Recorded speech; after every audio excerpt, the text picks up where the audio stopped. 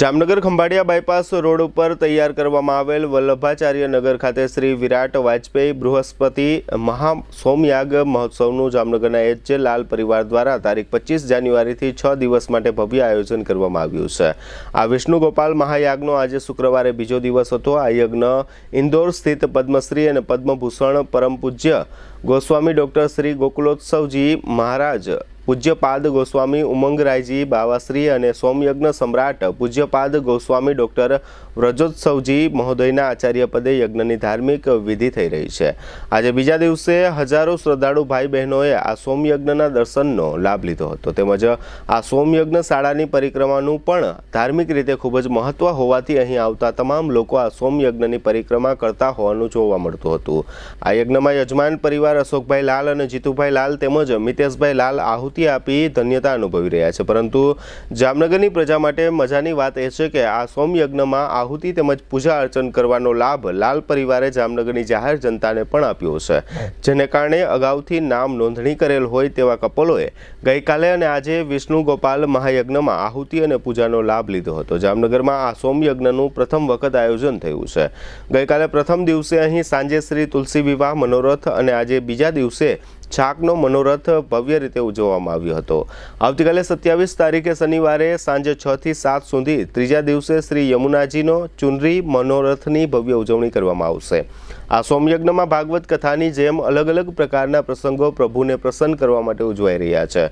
ચોથા દિવસે રવિવારે સાંજે 6 થી 7 દરમિયાન નંદ મહોત્સવ પલના પ્રસંગને પણ ભવ્ય રીતે ઉજવવાનું આયોજન કરવામાં આવ્યું છે।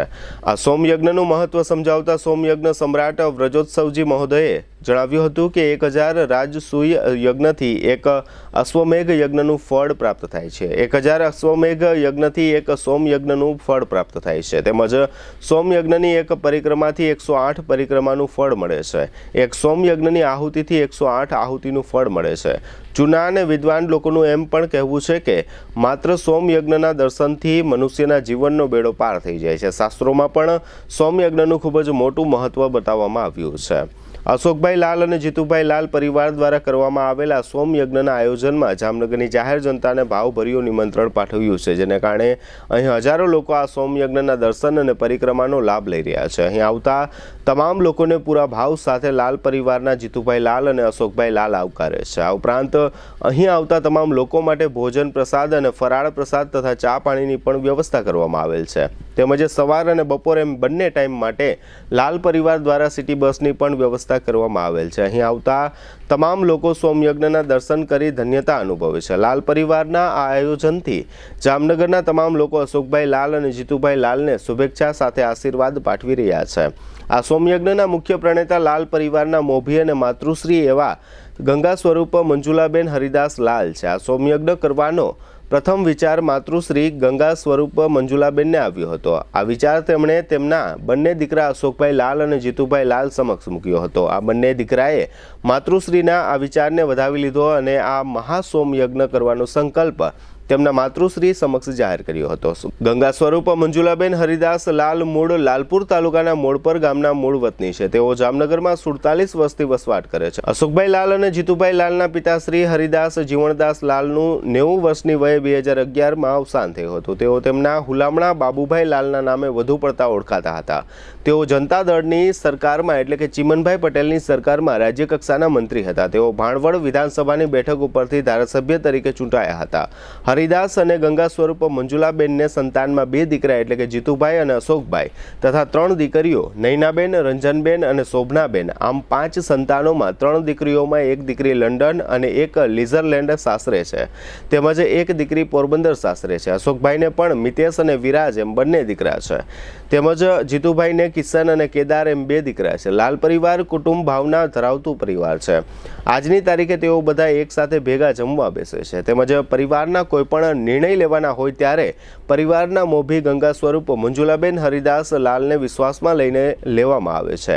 આમ આ સંસ્કારી લાલ પરિવારની લોહાણા સમાજ સહિત અન્ય સમાજમાં પણ પ્રશંસા થઈ રહી છે। આજે સવારે GTPL જામનગર ન્યૂઝના મેનેજિંગ એડિટર જયેશભાઈ રૂપારેલિયાએ લાલ પરિવારના માતૃશ્રી ગંગા સ્વરૂપ મંજુલાબેન હરિદાસ લાલની મુલાકાત લીધી હતી। મુલાકાત સમયે મંજુલાબેને બંને દીકરાને શ્રવણનું પદ આપ્યું હતું અને કહ્યું હતું કે મારા તમામ સપનાઓ મારા બંને દીકરાઓએ પૂરા કર્યા છે।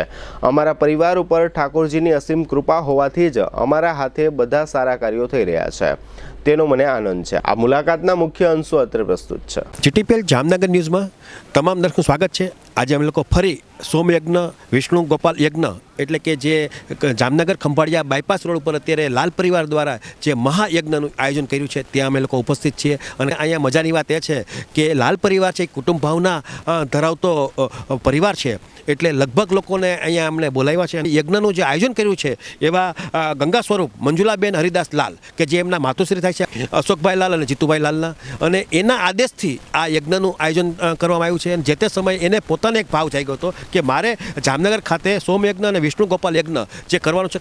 વર્ષો પહેલાં વાત કરીએ તો ઋષિ મુનિઓ આ મહાયજ્ઞનું વર્કઆઉટ કરતા હતા, એટલે કે એ આ રીતે પુણ્ય મેળવતા હતા, પણ હવે તો મનુષ્ય પણ આ વર્ક કરવાનું શરૂ કર્યું છે। એટલે કે જે લોકો સારા ભાવ હોય, જે ધર્મને માનતા હોય, એ લોકો આ બાબતમાં આગળ આવ્યા છે। અશોકભાઈ લાલ અને જીતુભાઈ લાલ આમ તો મોડપર લાલપુર તાલુકાનું જે ગામ છે તેના વતની છે અને છેલ્લા 47 વર્ષથી જામનગર ખાતે વસવાટ કર્યું છે અને જામનગરના દરેક લોકોના દિલમાં એ લોકો વસી ગયા છે। લોકોની સેવા કરવી એનો શુભ ભાવ હોય છે। અને જે એમના માતુશ્રી છે એવા ગંગા સ્વરૂપ મંજુલાબેન હરિદાસ લાલ કે જે બાબુભાઈ હરિદાસ લાલ એમના ધર્મપત્ની થાય છે, એની ઉંમર અત્યારે 86 વર્ષની છે, છતાં પણ યુવા ધનને શરમાવે તે એમનો જે રહેણીકેણી છે અને સ્પીચ છે એ લોકોને પણ સાંભળવી ગમે। અમે પણ એનાથી પ્રભાવિત થયા છે। તો આ મંજુલાબેન હરિદાસ લાલ આપણી સાથે જોડાયેલા છે। હરિદાસ લાલ છે એચ લાલ પરિવારજી છે, એમને ટોટલ 5 સંતાનો છે, એટલે અશોકભાઈ લાલ, જીતુભાઈ લાલ, નૈનાબેન રાજા કે જે લંડન સાસરે છે, બીજા બેનની વાત કરીએ તો રંજનબેન ઠકરાર જે પોરબંદર સ્થાયી છે એટલે એ પણ ત્યાં સાસરે છે, અને શોભનાબેન મજેઠિયા કે જે લિસ્બન ની અંદર પોર્ટુગલ કન્ટ્રીની અંદર એ વસવાટ કરે છે। સુખી સંપન્ન પરિવાર છે। આજે ત્રણેય બહેનો અહીંયા હાજર છે આજના આ પ્રસંગમાં, કારણ કે આવડો મોટો પ્રસંગ થતો હોય, આવો મોટો યજ્ઞ થતો હોય એટલે લગભગ બહેનો દીકરીઓને લાલ પરિવારે બોલાવ્યા છે અહીંયા। અને ખાસ કરીને મામાભાઈની વાત કરીએ તો મામાભાઈથી નહીં પણ આખા જામનગરને એને આમંત્રિત કર્યા છે। એ પ્રમાણે એ પ્રસંગ ઉજવાઈ રહ્યો છે। અને સોમયજ્ઞના જે મુખ્ય સમ્રાટ એટલે કે પૂજ્ય પાદ વ્રજોત્સવજી મહોદયના નેતૃત્વ હેઠળ આ યજ્ઞ ચાલી રહ્યો છે। આજે બીજો દિવસ છે અને હજારો લોકો આ યજ્ઞની વિઝિટમાં છે। તો મંજુલાબેનને આપણે પૂછશું કે માસી આ તમારે આ બધો વિચાર આપને આ સોમયજ્ઞ તો કોઈને વિચાર પણ ન આવે એવો યજ્ઞનો તમે વિચાર કરી અને તમે દીકરા સમક્ષ મૂક્યો, તમારા બંને દીકરા જીતુભાઈ લાલ અને અશોકભાઈ લાલ આ બંને તમારે આ વાતને માની અને આવો મોટો મહાયજ્ઞનો પ્રસંગ ઉજવે છે। 12 વર્ષ પહેલાં હું રાજકોટ ગઈ સોમયજ્ઞમાં, ત્યારે ઉમંગ બાવા અહીંયા બિરાજતા હતા। હું તણપસ કરવા ગઈ, ઉમંગ બાવા કે મારી એક ઈચ્છા છે તમારે જામનગર મારે સોમયજ્ઞ કરવો છે। પછી મેં મારો વિચાર કર્યો, મારો સમય ત્યારે હતો નહીં એટલો બધો, મારા છોકરાઓને પૂછ્યું કે છોકરા આપણે સોમયજ્ઞ કરો તો અશોકભાઈ અને જીતુભાઈએ હા પાડી। પહેલો ફોન મેં મારા મિતેશને કર્યો કે મિતેશ હું બાવા આગળ છું ને આપણે સોમયજ્ઞ કરવાની ઈચ્છા છે। તો મિતેશ એમ કહ્યું કરો વાંધો નહીં, હું તૈયાર જ છું કરવા, અમે બધા કરી દઉં કે તૈયાર।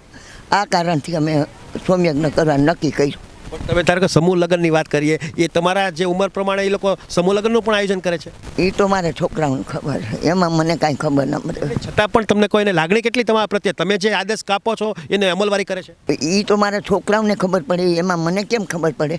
હું તો ઘર કામ કરું ને આનંદ કરું, મજા કરું। એ લોકોનું પહેલાં કરતાં માર્કેટમાં નામ બહુ મોટું છે, જામનગરના લાખો લોકોના દિલમાં એને વસવાટ કર્યો છે।